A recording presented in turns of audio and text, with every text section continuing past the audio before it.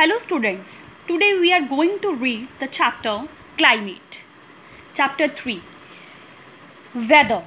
Weather can be defined as the condition of air in a given place at a particular time. Weather को पहले उन्होंने define किया है कि weather क्या होता है. Weather can be defined as the condition of air. किसी भी जगह की हवा की जो कंडीशन है हम उसको वेदर कहते हैं. It never remains the same and keep on changing from time to time. It never remain the same का मतलब होता है कि ये एक जगह पे एक जैसी नहीं होती है, ये टाइम टू टाइम चेंज होती रहती है. For example, a sunny day may become cloudy after some time. अगर दिन में धूप निकली है तो एकदम से काले बादल आ जाते हैं, एकदम से बारिश शुरू हो जाती है. यही जो कंडीशन है हम इसे बोलते हैं weather. We experience different weather conditions even on a single day. एक दिन में बेटा हम अलग अलग तरह का वेदर देख लेते हैं. जैसे एकदम से धूप निकली हुई है, एकदम से काले बादल आ जाते हैं, फिर एकदम से बारिश हो जाती है. तो ये जो है एक जैसा नहीं रहता है सारा दिन. हम एक दिन के अंदर अलग अलग जो वेदर की कंडीशंस हैं उनको हम एक्सपीरियंस करते हैं. Seasons. Seasons are formed because of changes in weather. बेटे जब वेदर चेंज होता है तो हमारे सीजन्स फॉर्म होते हैं. We have 3 main seasons. They are summer, winter and monsoon. Bharat में मेन 3 सीजन्स हैं: समर गर्मी, विंटर सर्दी, मानसून जब बारिश आती है. People living in other countries also experience different seasons. अलग अलग देशों में रहने वाले जो लोग हैं वो अलग अलग तरह के जो सीजन्स हैं वो एक्सपीरियंस करते हैं. Seasons influence our lifestyle. जो सीज़न है वो हमारे जीवन के तरीके को, जीने के तरीके को इन्फ्लुएंस, प्रभावित करते हैं. Our ways of living change according to the season of the place we live in. हम जिस जगह पे रहते हैं और जैसा वहाँ का सीज़न होता है हम अपने आप को उस तरीके से ढाल लेते हैं. फॉर एग्ज़ाम्पल, अगर बहुत ज़्यादा गर्मी है तो हम कॉटन क्लोथ्स पसंद करते हैं, हम ठंडे ड्रिंक पसंद करते हैं, हम जूस पीना पसंद करते हैं, हम आइसक्रीम खाना पसंद करते हैं. लेकिन जब विंटर सीज़न आता है हम विंटर के क्लोथ्स डालते हैं, वूलन क्लोथ्स डालते हैं हम लोग, और हमें कॉफ़ी पसंद है, चाय पसंद. तो इस तरीके से जो सीज़न हैं वो हमारे लाइफस्टाइल को बहुत ज़्यादा प्रभावित करते हैं. Climate. Climate is the average weather condition of a place that stay for a long period of the time. जो क्लाइमेट है वो क्या है? Climate is average weather condition है किसी जगह की जो लंबे समय तक रहती है. Climate is not constant at all the places. हर जगह पे ये एक जैसी नहीं होती है. The climate varies from one place to another. At some places the climate is cold and the some places it is hot. कई जगह पे क्लाइमेट बहुत गर्म होता है, कई जगह पे जो क्लाइमेट बहुत ठंडा होता है. जैसे कि हम पंजाब में देखें तो समर्स में बहुत ज़्यादा गर्मी होती है, लेकिन आप जब आपको वेकेशंस होती हैं तो आप ठंडे इलाके में जाते हैं. जैसे आप डलहौजी जाते हैं, आप धर्मशाला जाते हैं तो वहाँ पर मौसम बहुत ठंडा होता है. आप अगर चले जाओ इधर राजस्थान साइड पर चले जाओ तो वहाँ पर आपको थोड़ा ह्यूमिड मिलेगा, थोड़ा सा क्लाइमेट. तो ऐसे क्या होता है, अलग अलग जगह पर जो क्लाइमेट होता है वो अलग होता है. Some places remain humid and some places mostly remain dry. The climate of a place affect the way of living.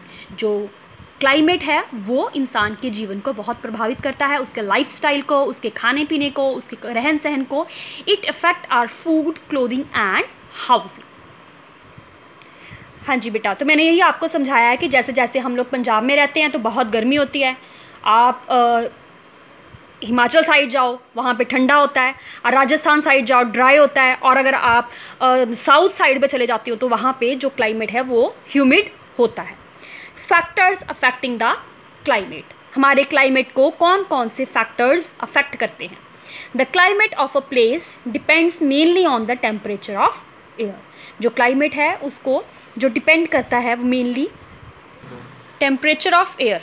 The sun is the main source of heat and light. किसी भी जगह का जो क्लाइमेट है वो mainly depend करता है temperature of air पे. The sun is the main source of heat and light. जो सूर्य है वो रोशनी का और हीट का, तापमान का वो मेन सोर्स है. But all the places on earth do not receive the same amount of heat. लेकिन अर्थ पे हमारी जितनी भी अर्थ है वो एक जैसी हीट नहीं मिलती है सन से. उनको अलग अलग टाइम पे वो अलग अलग हीट उनको मिलती है. An example of this is that afternoon is hotter than morning and evening at all the places. हर जगह पे जो आफ्टरनून है और ज़्यादा गर्मी होती है, दोपहर में ज़्यादा गर्मी होती है as compare to morning and evening. There are many factors that influence the distribution of heat and affect the climate. Some of them are distance from the equator. First जो हमारा फैक्टर है जो अफेक्ट करता है हमारे climate को वो है डिस्टेंस, दूरी, इक्वेटर से दूरी. The position of a place on the earth in relation to the equator is known as its latitude.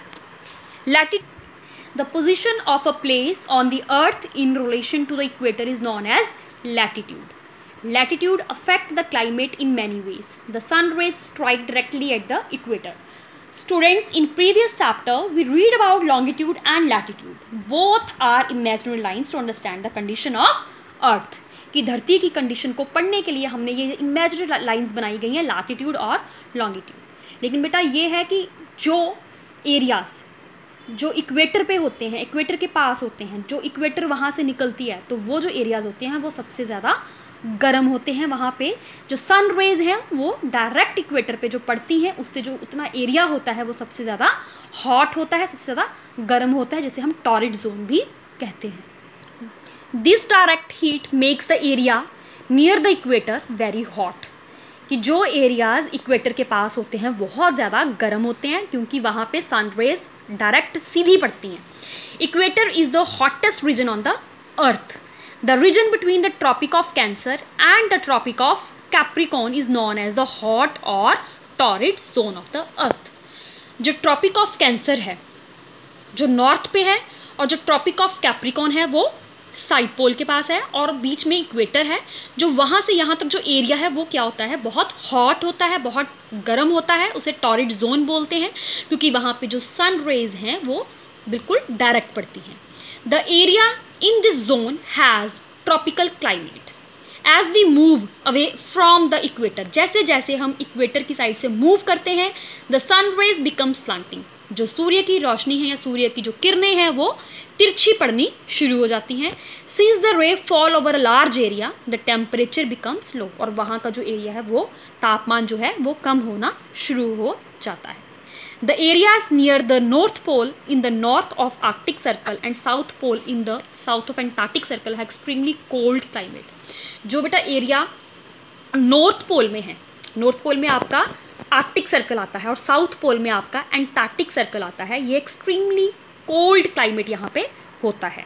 These areas are known as cold और frigid zones of the earth. इस area को हम क्या बोलते हैं, frigid zone इसको बोला जाता है.